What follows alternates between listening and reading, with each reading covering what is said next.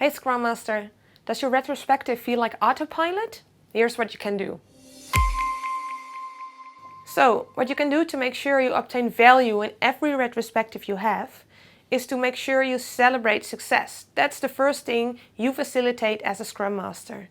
Every sprint, you bring something new and you should be proud of it.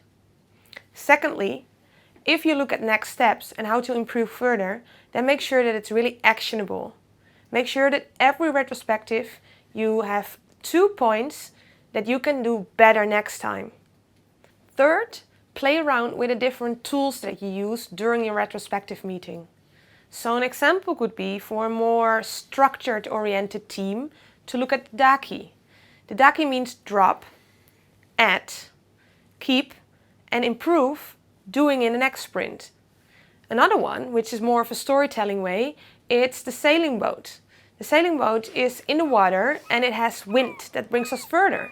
It has the sun that makes us happy.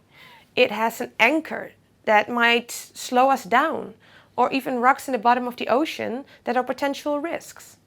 So by means of these tools, you really keep on being engaged and you're surprised every now and then of what method we use next. To summarize, what can you do as a Scrum Master for your retrospective? First of all, have room to celebrate success.